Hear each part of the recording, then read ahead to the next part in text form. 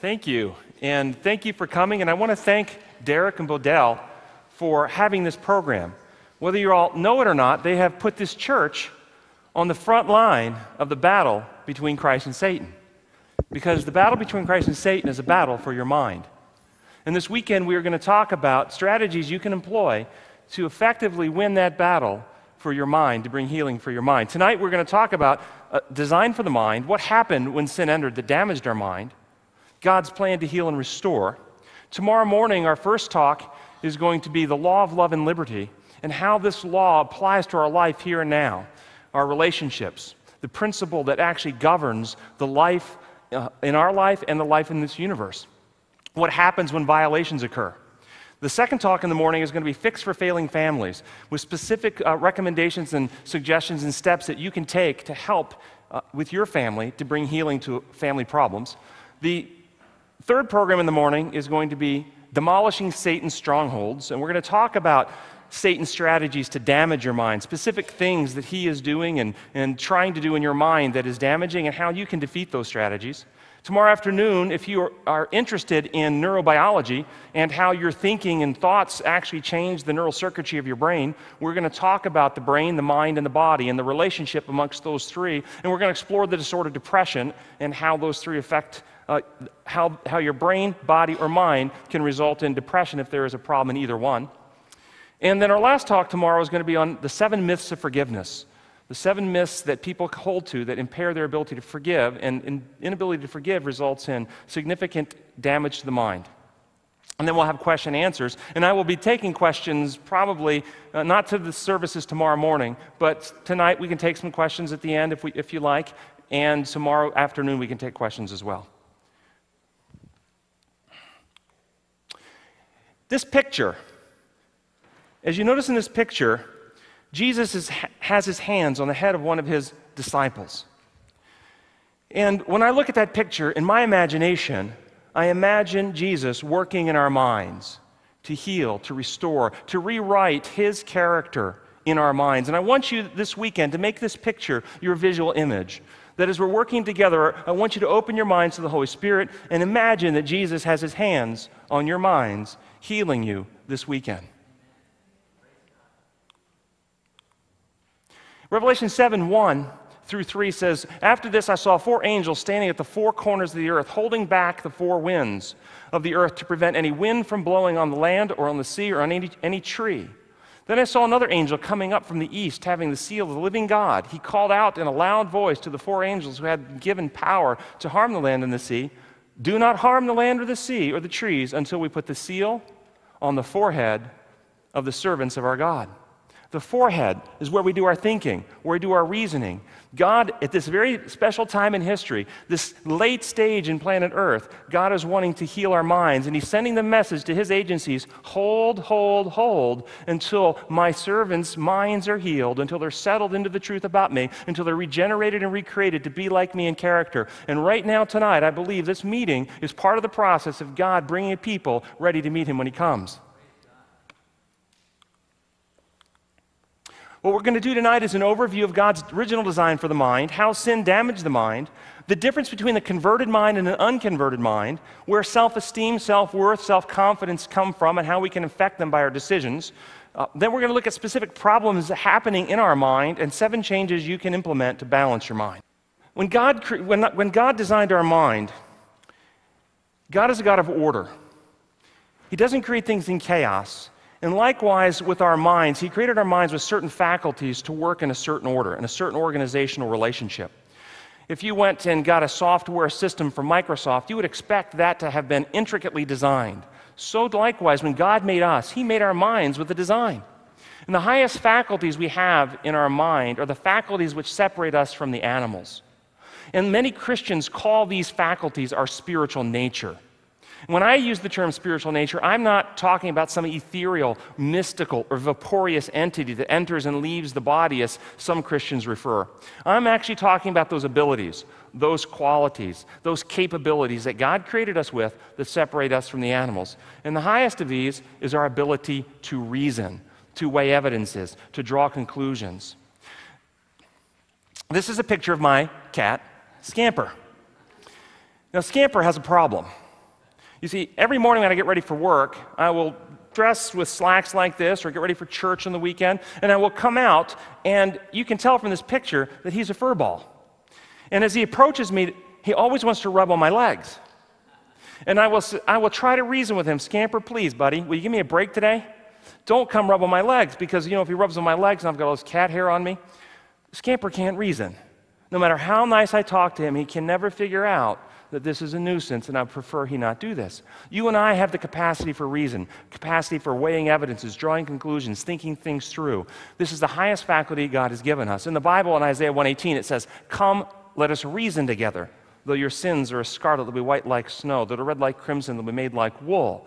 It's reasoning out the truth that helps open the mind to God's healing spirit to be regenerated and restored.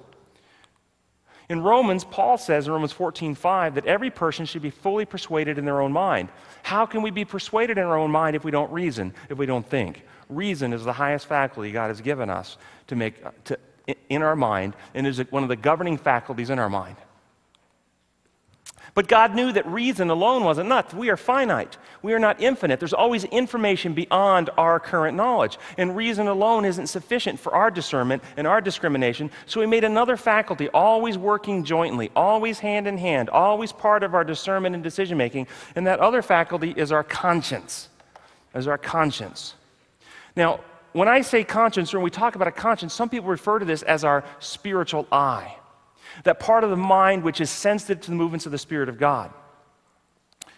And just like your physical eye, which can be 20/20 and see things very clearly, which can be farsighted, nearsighted, astigmatized, or blind, so your conscience can be very healthy and in tune with God's Spirit, or it can be out of tune and even blind.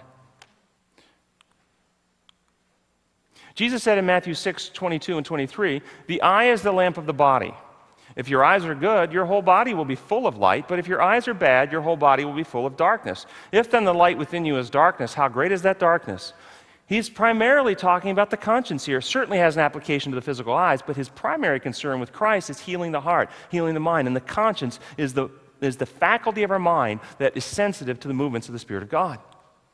In 1 Timothy 4, Paul talks about those people who are wicked, sinful people, and in that process, they do something. They have their consciences seared as with a hot iron. And think about taking a hot iron and putting it on your physical eye and what that would do to your ability to see physically.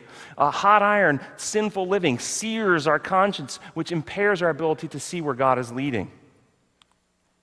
Examples of the conscience. Elijah in the still small voice. When he was in that cave, and after the wind and the earthquake and the fire came and God was not in it, in that still voice of a small whisper. You see, when God communicates to us, He can communicate to us in the way I'm communicating to you, with auditory voice, where sound waves come in through the tympanic membrane into the brain and you hear it that way. We have examples of that when God used to meet with Moses and talk to Moses face to face. When God came and talked to Abraham and walked with him and spoke to Abraham, He was communicating through the auditory canal and the auditory neurons. But we also know that God can impress the conscience directly, speak in that still small voice that no one else can hear, just you can hear privately. This is what was happening, I believe, with Elijah.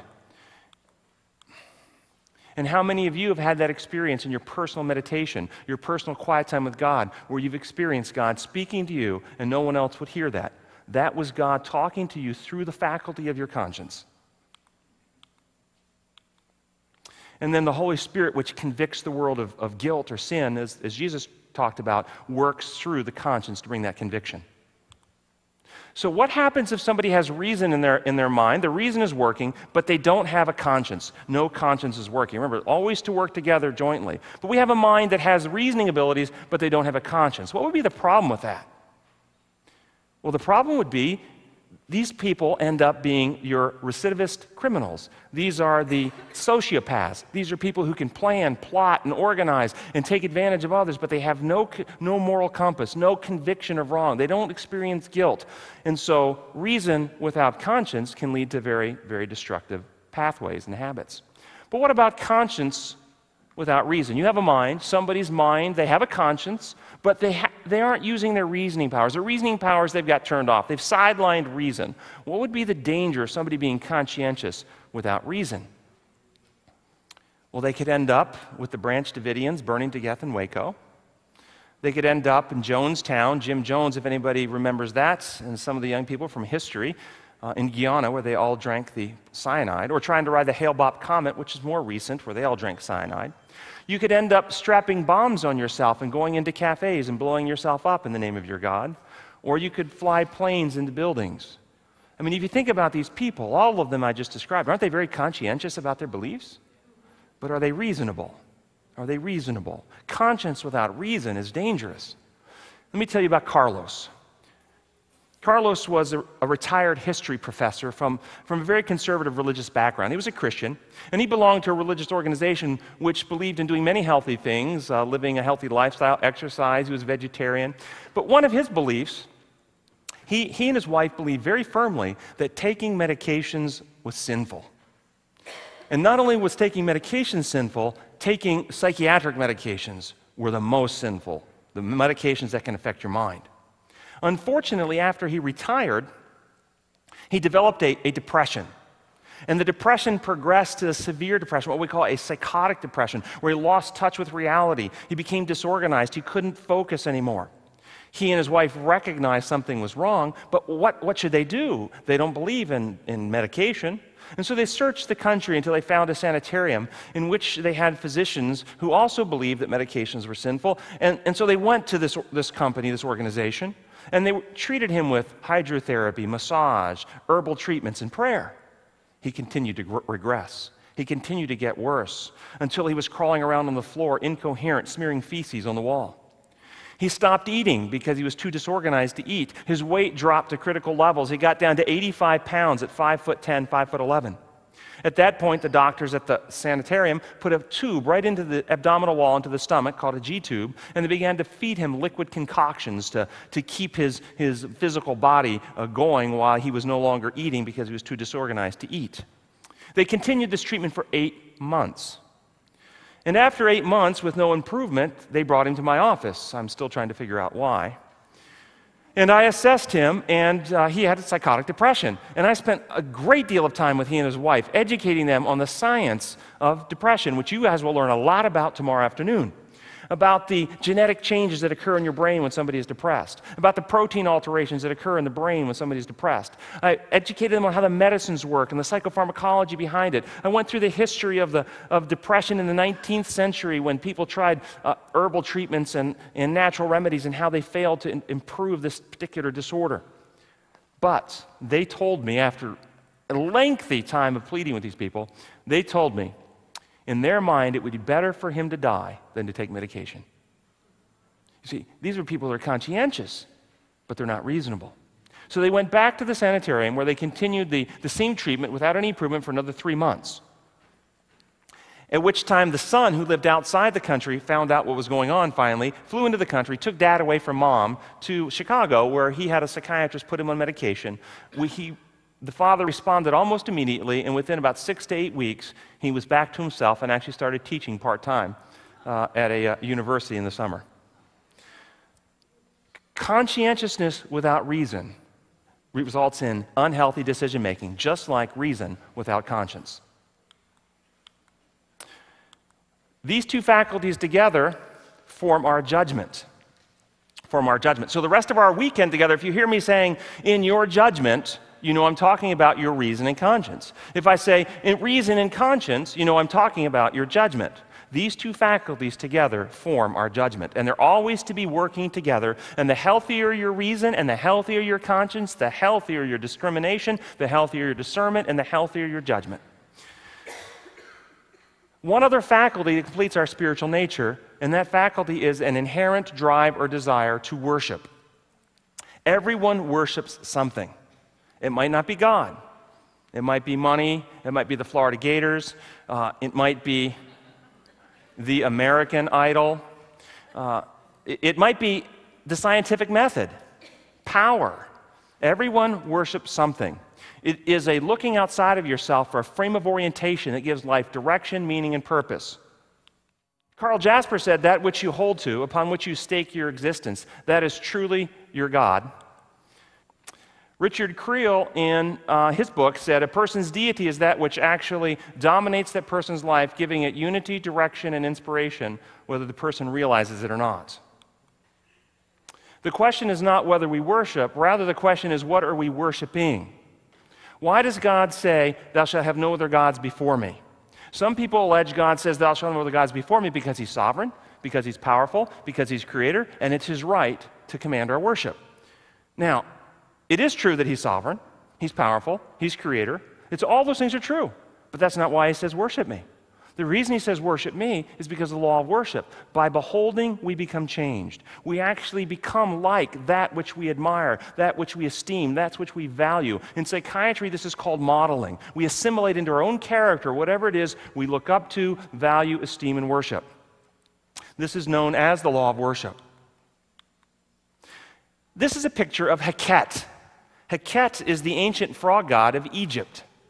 The ancient frog god of Egypt. You remember the frog god there was dealt with in one of the plagues in Egypt at Moses' time. Imagine your family tonight gathering around the little idol of Heket and beginning to pray, dear Lord Heket, bless our family and help me to grow up to be like you. Is there a problem with that? We don't have to go to ancient Egypt to see this. This is a picture out of a temple currently being used in India, and this is a sect of Hinduism, and they believe in reincarnation. And you'll notice at the bottom of this picture, these are rats. These are pictures from inside the temple, and you notice they worship the rat at this temple. Now, this is a bowl of milk and honey that are put out for the rats to drink in. Worshippers will come in and they will kneel down at this bowl, they will pour the milk and honey over their own heads, and they will drink out of the bowl with the rats. Do you notice this man has no shoes? Shoes are not allowed or permitted inside this temple because rats are holy. If you step on a rat and kill a rat, you must pay the temple the weight of that rat in gold. Now you see these young boys here praying to the rats. Look at the rats all over. See? Think about it. Beings created in the image of God, with dignity, nobility of character, have as their highest goal to come back as a rat. You see, there is nothing on this planet that we can worship and actually grow. We are the highest created beings on this planet. There is nothing we can worship on this planet that will cause us to grow, to develop, to experience the pinnacles that God wants us to grow into. But when we worship the infinite God, our growth, our advancement continues through all eternity. We're always continuing to advance, to grow, one step after another through all eternity. That's why God says to worship Him, because He wants us to never stop advancing in our development and our experience. You don't have to look at religious circles to see this law of worship, however. You can see this in science as well. This was a study done by Centerwall, published in the Journal of the American Medical Association in 1991, 92. This was the seminal study which looked at violence related to television. And he took 3 countries, the United States, Canada, and South Africa. The reason he took these 3 countries, the United States and Canada, put television into their society in 1945. South Africa did not allow television into their society until 1974. And so he looked at violence, and the demarcator of violence he looked at in society was murder rates, homicide rates, black and white measure of violence. And he looked at murder rates in the United States and Canada because Canada has very strict gun control laws, and he didn't want any increase in murder rates to be attributed to easy access to guns in the United States. And in South Africa, he looked at white-on-white only murder to take away any of the apartheid issues that were going on at that time. And this is what he discovered. From 1945 to 1974, in the United States, murder rates increased 93%, in Canada, 92%. During the same time in South Africa, murder rates dropped 7%. Now, the kicker, he looked at South Africa after television came in between 1974 and 1987, and murder rates jumped 130%. Now, a lot of people think that this has only to do with content. You know, you let kids watch violent content, and violent content will cause violent responses. Violent content is simply a magnifier. Think about the content that was on television between 1945 and 1974. Howdy Doody, Leave It to Beaver, Ozzie and Harriet, okay, Andy Griffith. Okay. Everything that was on would get G ratings, family friendly. And it still saw the rise in murder rates. You come tomorrow afternoon to our talk on depression, I will explain to you what's happening neurobiologically in the brain. Watching television during the first 8 years of life changes brain wiring, and that's why this is going on. The content magnifies it. You notice the content from 1974 to 1987 was worse than the content from 45 to 74. You get the same effect, but you get a bigger effect now, 130% increase instead of a 90% increase, because the content is worse. Tomorrow afternoon, I'll explain to you neurobiologically why, but what's happening here is the law of worship. By beholding, we are becoming changed. Not just change in our mind, not just change in what we think, not just change in what we value, but our brain is actually rewiring itself as well. The brain is changing during this process, and I will teach you that tomorrow.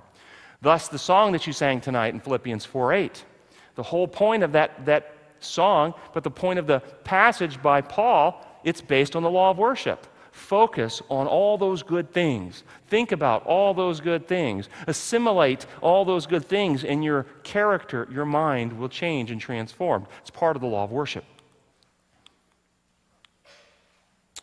It is through healthy worship that our reason is ennobled and our conscience is cleansed. These highest faculties, that is our judgment. So if we have healthy forms of worship, over the course of time, our judgment gets better. We get greater discernment, greater ability to think and to reason. If we have unhealthy forms of worship, the reason and conscience are damaged. We lose our ability to reason and think clearly. Our judgment is impaired. And tomorrow, we're going to talk at the third program in the morning, Demolishing Satan's Strongholds, some specific things that can happen in the process of worship that damages the mind.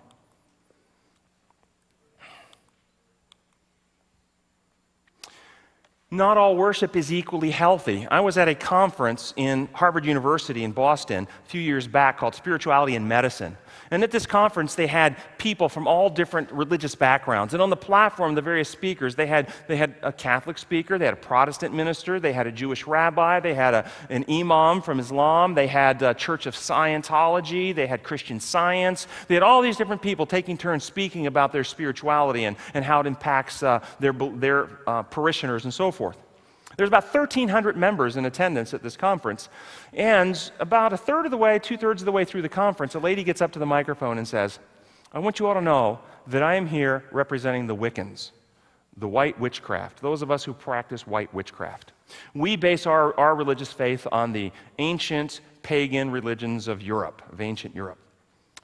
And that was the first time, and only one of two times, that the entire place broke into applause, applauding her and her Wiccan ways. And I had to get up to the microphone, and I got up to the microphone and I said, while we absolutely want to support the freedom for anyone to believe as their conscience leads them to believe, we wouldn't want to take their freedom away, would we? No, we support her freedom to believe that. We should not confuse her freedom or people's freedom to believe whatever they want to believe with the idea that all beliefs are equally healthy. They're not.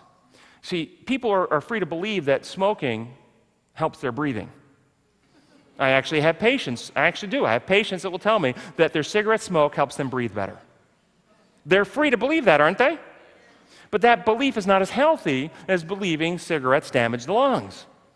You see, so when we talk about spirituality, not all religious practices, not all spiritual beliefs are equally as healthy for the mind. And I'm going to give you some specifics tomorrow that you can kind of use as demarcators and identifiers to help you have a healthier religious and spiritual experience so your mind can grow and heal.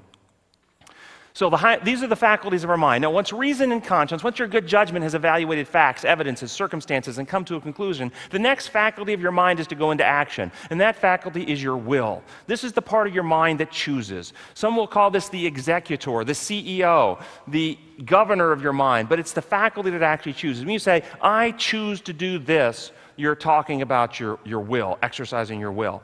Now, the will was designed to follow the direction of reason and conscience. Reason and conscience, your judgment, evaluating facts, circumstance, coming to a conclusion. Then the will is to go into action and choose to apply what it is your good judgment has concluded is best. That's how it's designed to work, but it doesn't always work that way.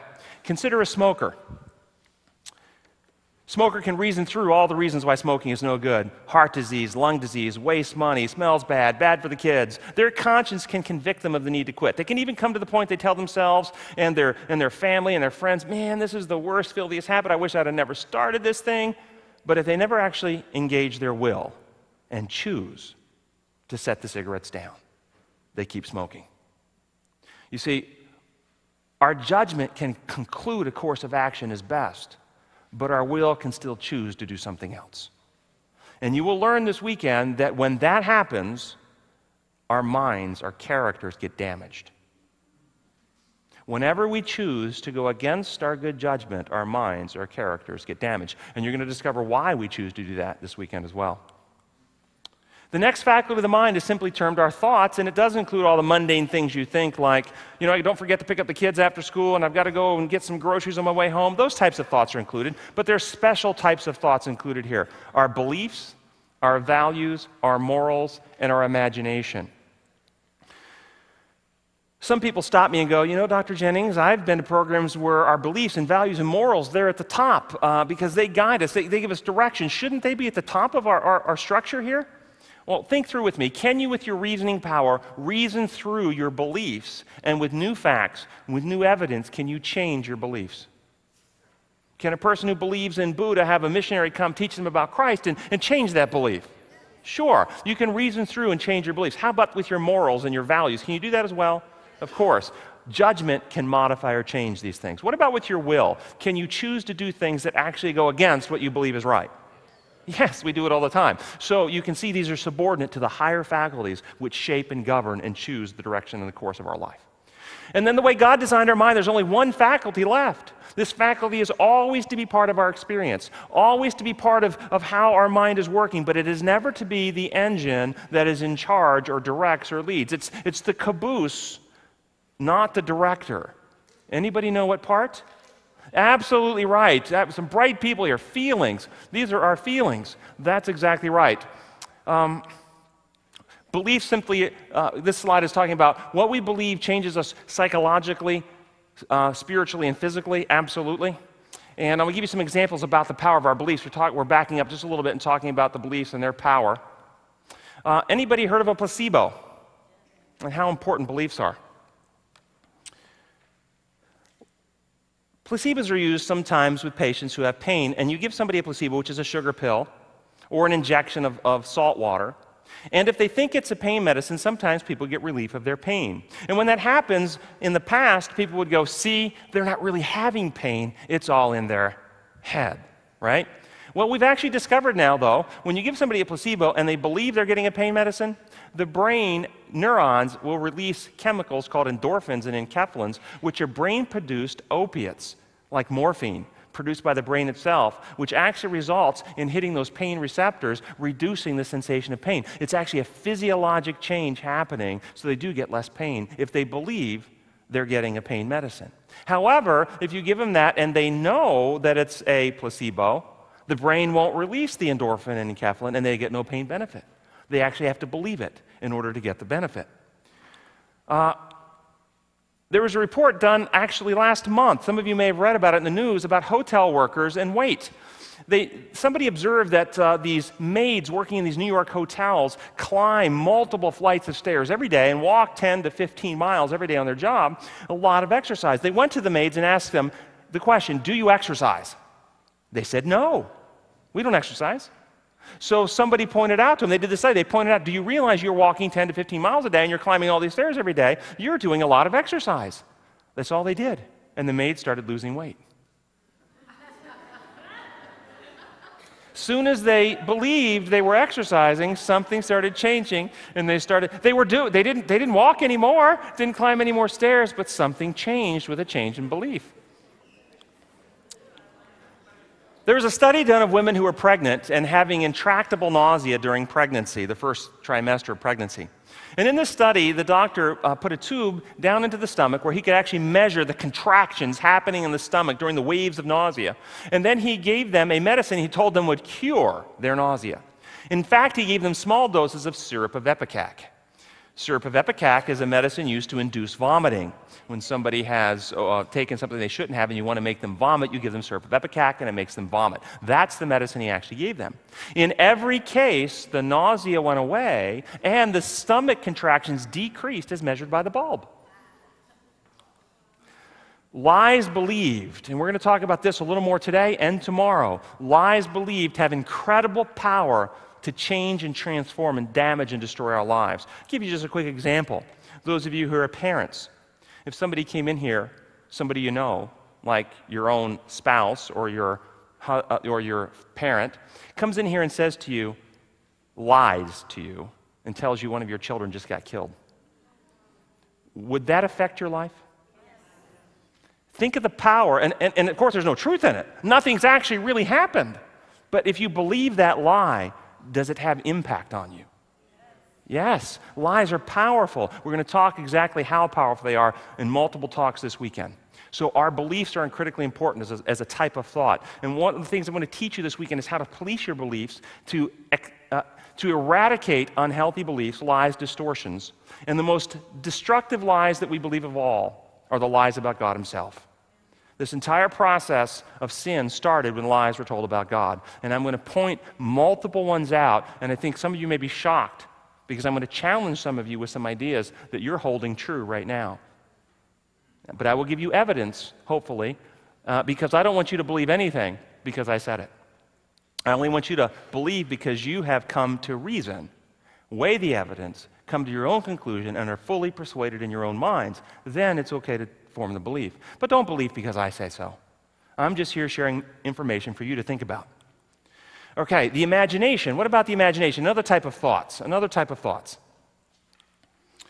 This is the ability to fantasize, the ability to creatively think, the ability to do guided imagery, the ability to daydream. We can use this in constructive ways or unhealthy ways. Constructively, when you're praying or meditating, have you ever imagined yourself walking by the river of life with Christ and talking with him, or before God's throne and having a conversation, putting yourself in those types of meditation sessions, using your imagination in healthy ways? We can also use our imagination in unhealthy ways, and I'll show you that problems with the imagination in just a moment. So that final faculty that we just talked about, and some of you have already identified, is our feelings. Feelings are the caboose on the train. Now, it does include, the way God designed it, includes most of our feelings, but there are a particular type of feeling that is not included in God's original design, and that feeling is fear. You see, as soon as Adam and Eve sinned, they ran and hid because they were afraid. Fear was not part of our original design. It's part of the infection that is killing us, and I will show you that. And selfish feelings, feelings of self-centeredness, are not part of our original design. That's part of the infection. I'll show you how that got there in just a few minutes. But our other feelings are part of our original design. Now, I pointed out two special types of feelings: desire for relationships and our affections. In Genesis chapter 2:18, God speaking, the Lord God said, "It is not good for man to be alone. I will make a helper suitable for him." Now I'm going to take a little side and explain this text, because this text has been really tragically misunderstood through many, many millennia of our existence. A lot of people think that this means is God looked down and said, Adam needs somebody to carry the pail and the bucket and do his chores and wash his clothes and take care of him and be his helper. Follow his instructions. Adam needs a helper. No. Whose image was Adam made in? And the essential character of God, his character feature that the Bible says, God is love. Can love be experienced in isolation? No. You see, Eve was not created to help Adam do chores. Eve was created for Adam to serve, for Adam to minister to, for Adam to give of himself to build her up, to minister to her, to make her life better, so that he could enter into the fullness of godly love. That's what her purpose was. He needed a helper so he could know what the Godhead experiences in their ministry and love for each other. And as she received the love from Adam, she would let that love flow back to Adam, and thus we have the circle of love fulfilled in the creation, the human being. That's what this was really designed to be. Drive for relationships. God has designed us this way. So if you find that you have a desire in your heart to be connected with somebody in that special way, that desire is not evil. That desire is not bad. That is a God-given desire. Some people will stop me and say, wait a minute though, you said that our spiritual nature are those faculties that make us in God's image. And you just got done telling us that this desire for relationships, this ability to love, is a godly thing made in God's image. Shouldn't our desire for relationships be up in our spiritual nature rather than down in our feelings?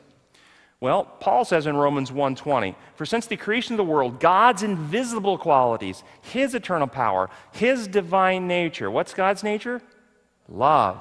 "Have been seen, being understood from what he has made, so that men are without excuse. In other words, God's character of love is seen in nature. Desire for relationships are not unique to the human being. Can animals love you? Can they have relationships with each other? Yes. Can they reason? No. Do they have a conscience? No. Can they make moral decisions? No. Okay? So the desire for relationships does not separate or distinguish us from the animals. They have that same desire to love and to connect. But it does, and so therefore it's not included in our spiritual nature. And in fact, if you think this through with me, if it wasn't for your reason and your conscience deciding where and with whom you engage in relationships, if it wasn't for your will choosing where and with whom you engage in relationships, if it wasn't for these faculties, we would be no better than the animals driven around by passion and lust. This desire for relationship is to be maintained under the governance of our good judgment and our power of choice. So that you reason out, when you have that desire, when you long to have somebody special to love, you don't let that desire lead you to jump from person to person to person just to be gratified in a moment. You maintain that desire under your good judgment, evaluating the qualifications and character traits of the person, and make an intelligent choice whether to move forward in relationship or not move forward in relationship. And then the other special type of feeling I noted here is our affections. And our affections are known as our heartstrings or our feelings of attachment. Our heartstrings are our feelings of attachment. I want you to imagine that you've been saving your money for many, many months to buy your dream car. And you finally have enough money to buy your car. And you go buy your car, and you're so excited, you want to show all your friends. So you go to their place of employment where they're working, and you run in to get them. And when you come out, there's another car just like yours in the parking lot, but it's not yours. And that other one has a big dent in the side. You might go, let me show you my wheels. But if you come out and your new car has a big dent in the side, does it feel different? See, that's an example of our affections. You already have an emotional attachment to this thing. Okay? All right? And when the Bible talks about guarding your heart, it's talking about be careful what you let your feelings become attached to. When it talks about circumcision of the heart by the Holy Spirit, it's talking about cutting away these types of emotional attachments to unhealthy things and unhealthy people. Okay? Unhealthy things, cutting these attachments and establishing them to healthy things and healthy people, and ultimately to God himself. Christ himself said, those that prefer family members to me aren't fit, right? Those of us who allow our attachments, our feelings of affection, to continue to lead us in making decisions that our own judgment knows is not healthy for us because we don't want to disappoint somebody else. We don't want to hurt somebody else's feelings. We care too much about that other person than to actually do what we know is the right, healthy, and reasonable thing. Well, we damage our minds. We damage our characters. Our reason gets warped. Our consciences get seared.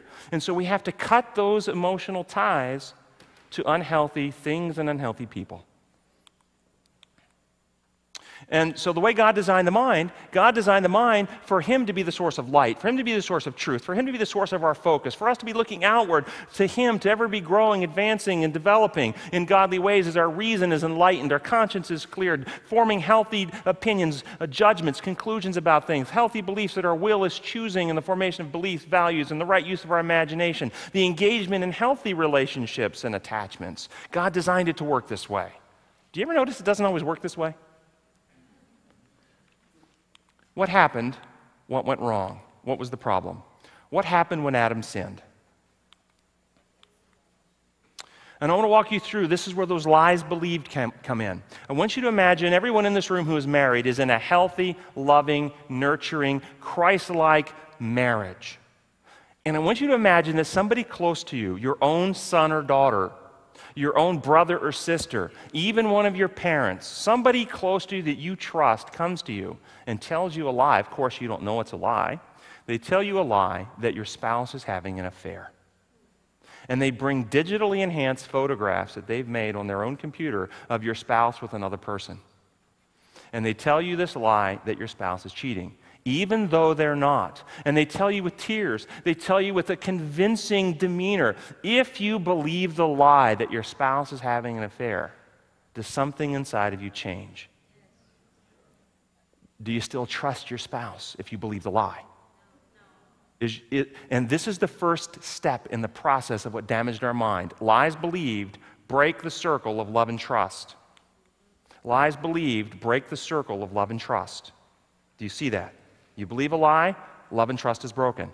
Broken love and trust result in fear and selfishness. You see, I believe lies about God, that He's not my friend, He's not out to protect me, He's trying to keep me down. I believe the serpent's lies in the garden. Therefore, I no longer trust you, God. And since I don't trust you, I'm actually afraid of you. You're going to hurt me. If you don't trust your spouse is having an affair, you're now fearful that they're going to take advantage, they're going to exploit. They don't have your back anymore. Fear comes up immediately when trust is broken. So broken love and trust results in fear. And since I don't trust you to look out for me, well, then I've got to look out for me, don't I? Fear and selfishness, the infection, immediately consequence from believing lies about God. In the world today, this fear and selfish infection is known as survival of the fittest. Survival of the fittest, pursuing what's best for self at the expense of others. It is just the opposite of God's principle of love.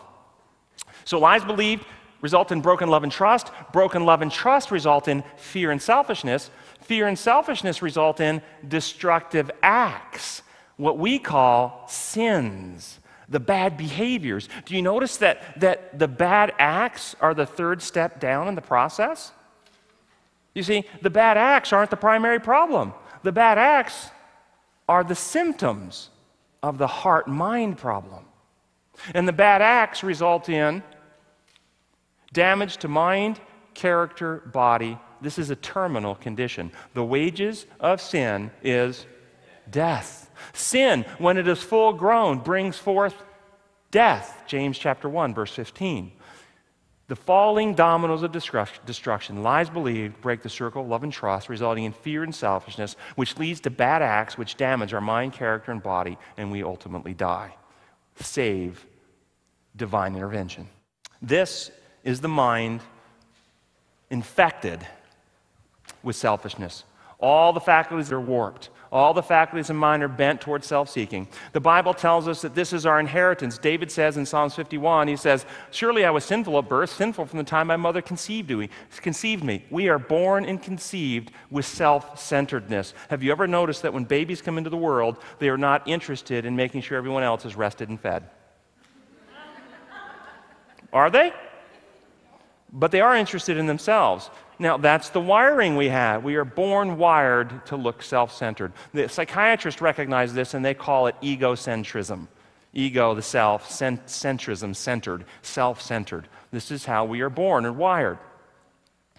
The Bible tells us that there are three main avenues this predisposition will demonstrate itself in our lives. Three main avenues. It tells us they are the lust of the flesh, the lust of the eyes, and the pride of life in the old King James English. We would simply call that sensualism, materialism, and egotism. Sensualism are all the pleasures of the senses. This would be alcohol, drugs, sexual pleasures, all the pleasures of the senses. And some people are biologically predisposed to be more vulnerable to that than others. And so when you read studies where they've found genetic vulnerabilities to alcohol addiction, and people go, "Wow, this must be kind of a normal thing because we found genes that relate to it."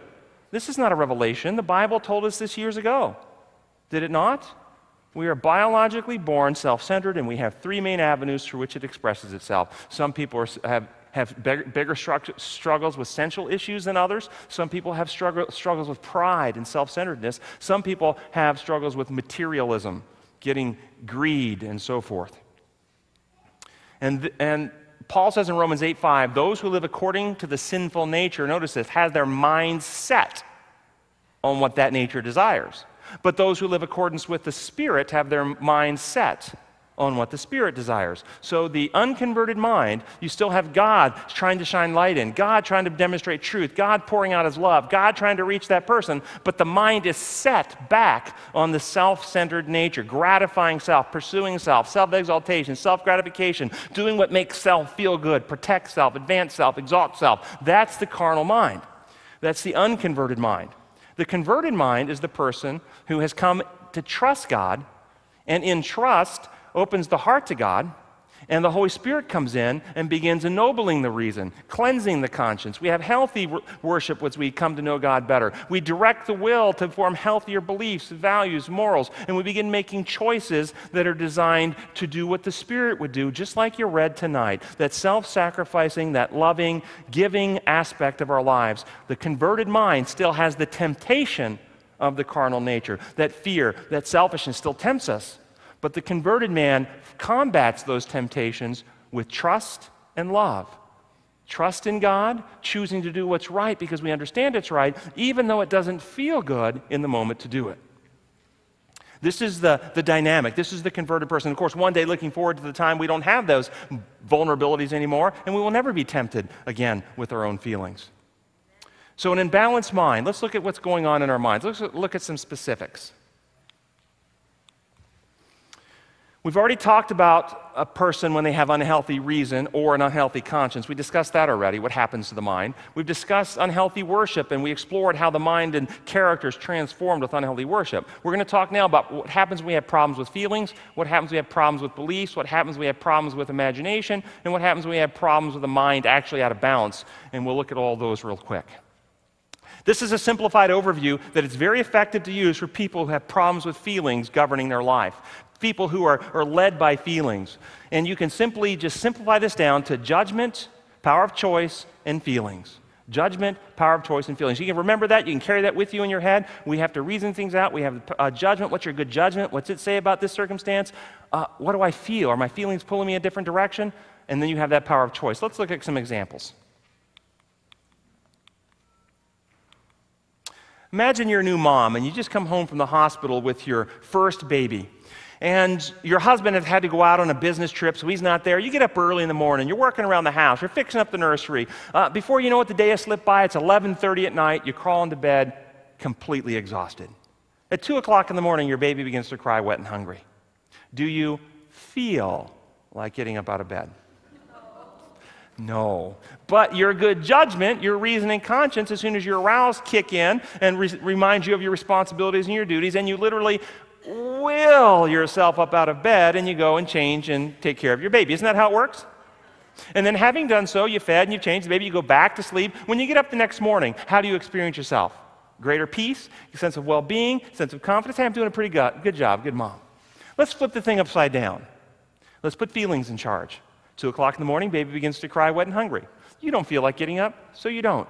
Your feelings will grab a hold of your thoughts and begin to say, look, if I'm going to be a good mom, I've got to get my rest. If I'm up and down all night, I'll be cranky tomorrow. I'll be irritable. I'll make mistakes. And besides that, if my husband, whose body didn't get all morphed out of shape in order to bring this child in the world in the first place, can sleep in a good hotel room tonight, at least I should be able to get some good sleep here at home. And so you put a pillow over your head and you go back to sleep. And you let your baby lay there wet and hungry all night.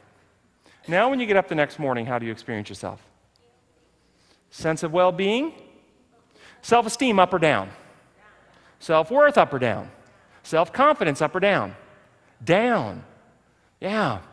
What about the 16-year-old cheerleader who is a cheerleader on a high school football team? She thinks the captain of the team is so cute, and she just wishes that he would ask her out on a date. And sure enough, he finally does.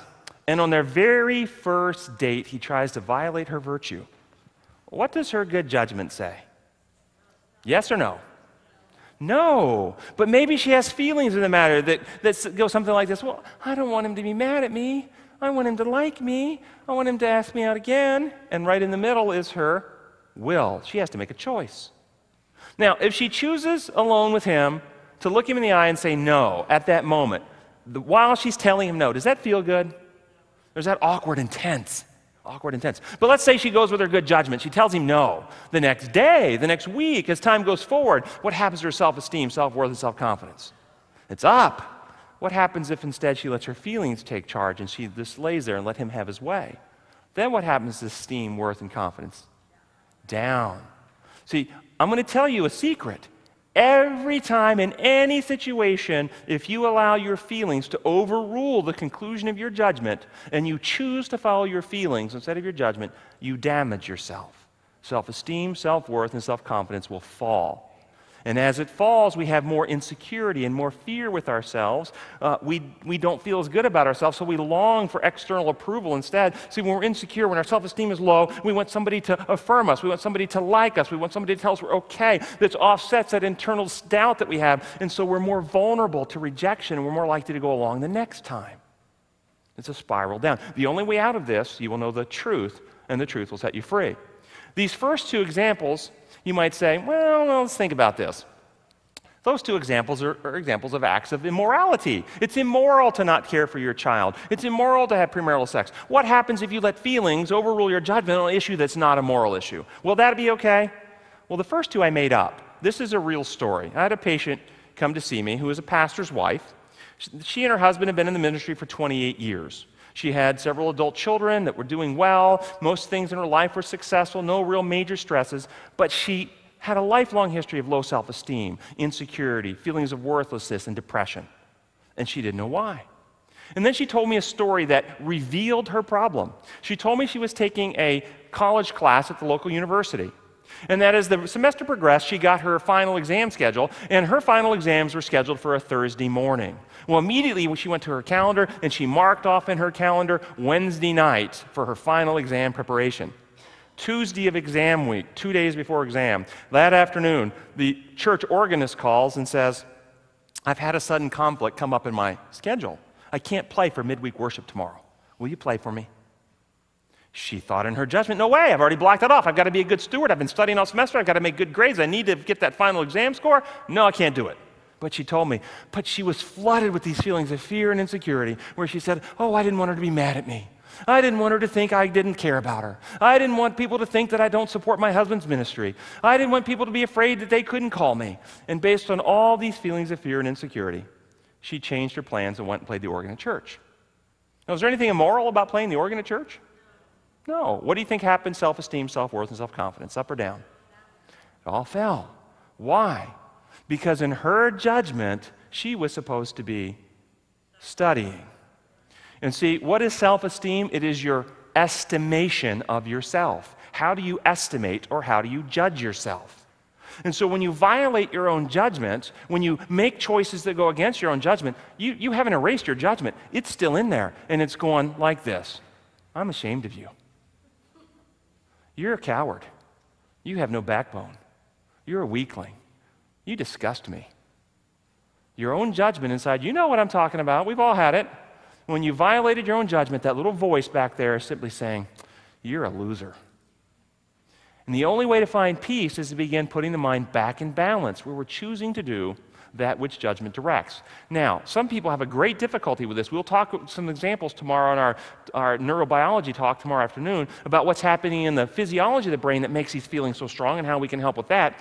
But I want you to use a metaphor. People who let feelings lead their life are like bobbers, fishing bobbers on the ocean. The ocean, which is the waves of our emotions, they're up, they're down. And that bobber on the ocean, when their feelings are up, they're up. When their feelings are down, they're down. When their feelings are this way, they're this way. And their life is a constant chaos of no real direction, just complete unpredictability, waiting for the next mood to kind of float them along in a new direction. But people who put their judgment in charge and choose with their will to follow their judgment in spite of feelings, they're like ships on the ocean. They still have all the feelings to deal with, but they can chart their course in healthy directions in spite of the feelings. Look at Christ in Gethsemane. Did Christ have powerful feelings in Gethsemane to deal with? Yes, but he never let them dictate the course. He dictated his course by healthy choosing of his will despite the powerful feelings. This is how we're to live our lives.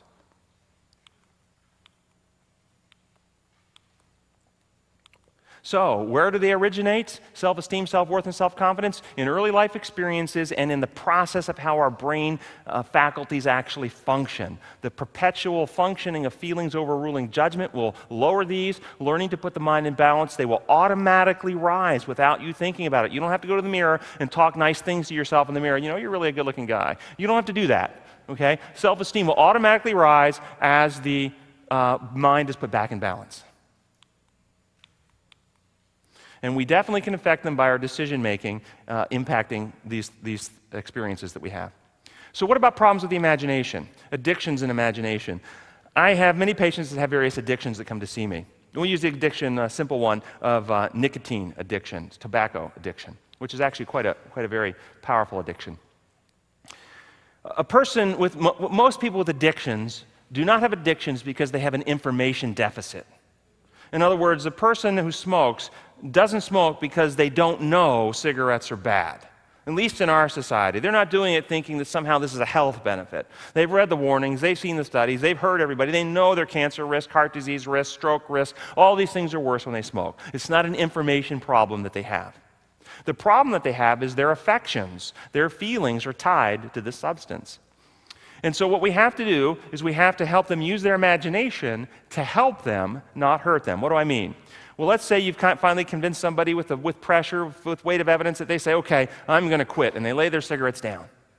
Sometime in the next 24 to 48 hours, they're going to start getting cravings. And if they're not careful, they're going to go like this. Oh, I could smell one right about now. Ooh, one would taste so good right about now. And they start, in their imagination, unwrapping the cigarette thing, lighting the cigarette up, and they start going through the process of what that's like, imagining smoking. Will that help them quit or hurt them? Hurt them, and make it much worse, absolutely. So what I teach them to do is when the cravings come, I want you to imagine reaching in your pocket, pulling out a flip-top box of cigarettes, and flip it open, and it's crawling full of maggots. See? Suddenly a desire changes, doesn't it? Yeah. Or you flip it open, and cockroaches come running out all over your hand. You see? And use your imagination. See, we have the power. Every one of you, as I tell you this, you have your imagination. You have a visual image that comes up. You have the power with your judgment and with your will to choose what you imagine. And we can direct our minds to choose this. And so what they do when that craving comes, using their imagination in this way, they're actually changing the way they feel about the addiction. You see, whoever you know in your life, in your world circle has an addiction, whatever they're addicted to, they feel good about that addiction. When they think about that substance, they get a warm, fuzzy, yeah, that'd be nice. Which is just the opposite feeling that you get if you have a nice warm bowl of maggots crawling in a bowl, right? What kind of feeling do you get with that? Ugh, disgust, see? And so one of the things we have to do to help people get over addictions is we can help them use their imagination to supplant the feeling of a warm fuzzy with the feeling of disgust and revulsion. And that helps them through the process of breaking addiction, cutting those affections, cutting those ties. PET scans in the imagination, they've actually done studies on people where they put them in a PET scanner and they have them, a PET scanner, by the way, is a scanner that actually takes real-time images showing which brain circuits, which neurons are firing when you're thinking about certain things, when you're doing certain activities. So they put them in a PET scanner and they have them play a piano, a keyboard. And while they're playing a certain piano piece, they're watching which neurons of the brain are firing corresponding with the action activities they're doing. And then they take away the keyboard, and they tell them to imagine playing the piano piece, but don't move any fingers.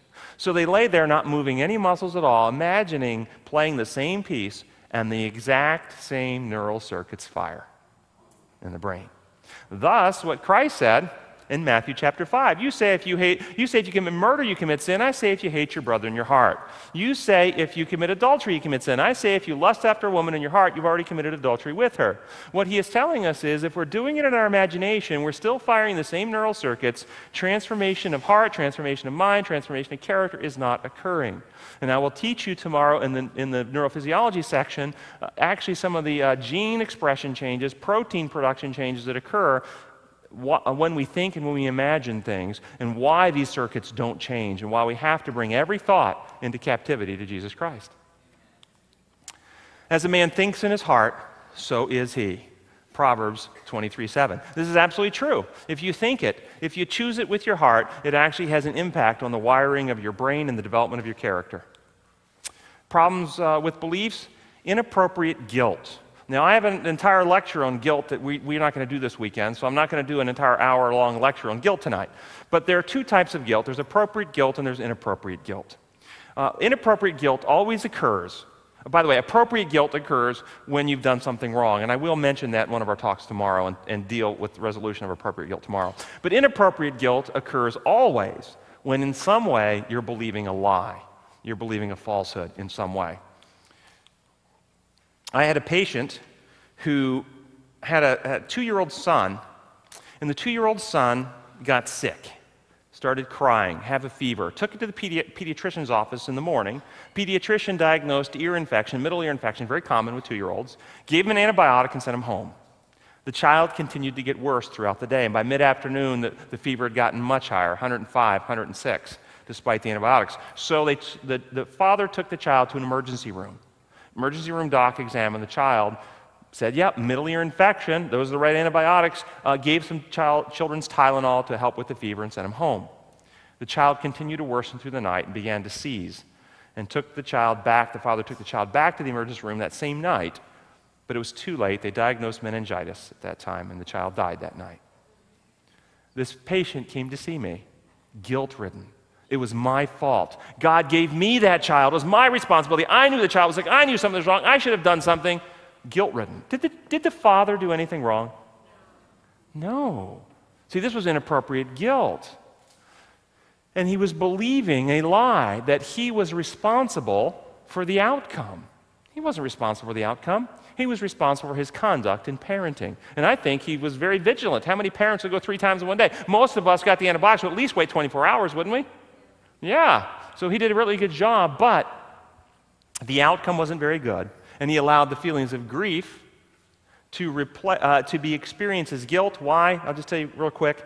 When you experience grief, and imagine losing a child, if you could imagine that, this is something you would not want to accept. You would want to fix it. You would want to turn the clock back. You would want to undo it, wouldn't you? But you know you can't really undo anything with the child, so our mind tries to find something we did wrong. And if we can find something we did wrong and we can fix it, well then if we do it right, then we can kind of turn the clock back and undo it. So the mind unconsciously is looking for some problem that we did wrong that we can now fix and make it all right. It's a way of subtle self-deception and thus results in inappropriate guilt. So the problem with false beliefs results in inappropriate guilt, believing a lie responsible for outcomes. Victims of abuse often struggle with this. They have many false beliefs, such as they are worthless, they are ugly, they are nasty, they're not good enough. They believe all these bad things about themselves, and thus they have all these insecurities, relationship problems, and so forth. I use an analogy. I say, imagine a filing cabinet. When you open a filing cabinet, in that filing cabinet, each specific event that you have is filed away in one of those files. Now, we can't go back in time and change history. If you were abused on your 6th birthday by your dad, we can't undo that. That's a fact. But we can ask the question, what file did you put that in when that happened, when you were 6? And what file they put it in? Well, I'm gross. I'm nasty. I'm worthless. I'm no good. Imagine out in the parking lot when you leave here, you see a 40-year-old man cursing at a 5-year-old little girl, calling her every foul word you've ever heard, screaming his face red to this 5-year-old little girl. Do you look over at that situation and go, what a horrible 5-year-old little girl? No. He may be calling her all these bad names, but you immediately recognize the person with the problem is the man. What does the little girl walk away feeling like?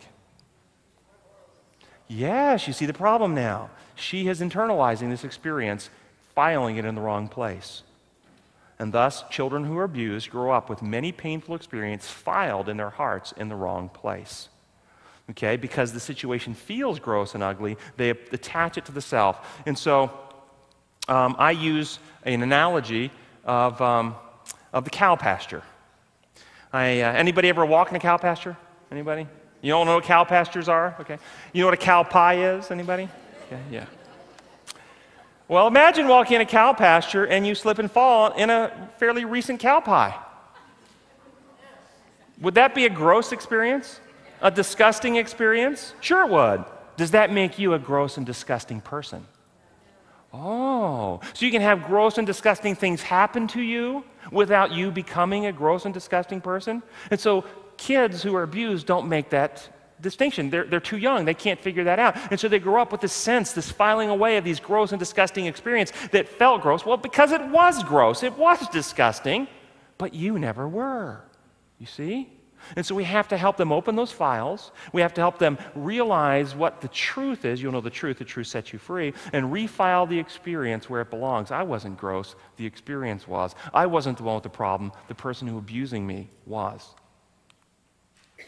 Problem with obeying the commandments with an imbalanced mind. I'll tell you the story of a young lady who was struggling with guilt from an affair. She was married. She had a one-night stand. Happened 7 years ago. And for 7 years, she was struggling with chronic, unremitting guilt, confessing and repenting, confessing and repenting, confessing and repenting, and never getting over the guilt. Going to the altar, been rebaptized. She confessed it to her husband. He forgave her. They were reconciled. And over, but the guilt never went away. Why? Well, when somebody makes a decision to have an affair, do they do that because their reason and conscience evaluate the facts, the evidence, the circumstances, and come to a healthy conclusion, this is a good thing to do, and move forward with the affair? No. They make it because their feelings become powerful in the moment and overrule their judgment. Isn't that how it works? Yes.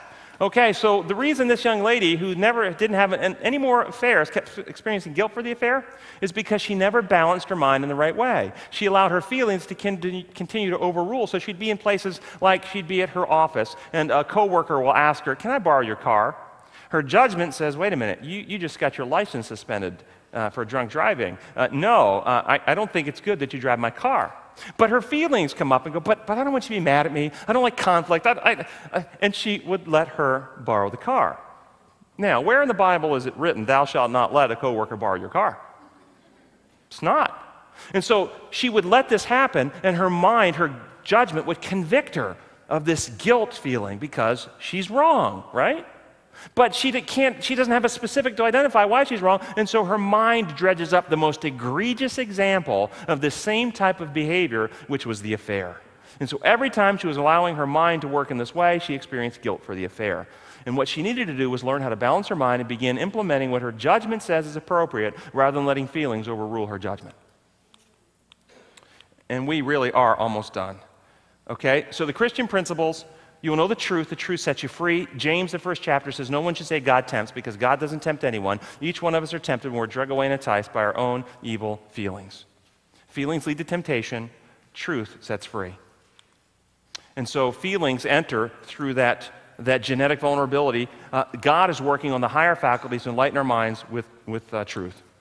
And then 7 changes to balance the mind. Number 1, think for yourself. Reason for yourself. The Bible text, come let us reason together. John 15:15, I no longer call you servants, rather I call you friends, because servants don't understand their master's business. Romans 4:15, every person should be fully persuaded in their own mind. Hebrews 5:14, the mature Christian are those who have learned by practice how to discern the right from the wrong. Reason, weigh things out, draw conclusions, look for the evidence, learn to think for yourself. Establish trust in God based on the evidence. I mean, why do you think Christ came? But to give you the evidence to win you back to trust. I mean, he came to reveal the truth. One of his primary missions: you've seen me, you've seen the Father.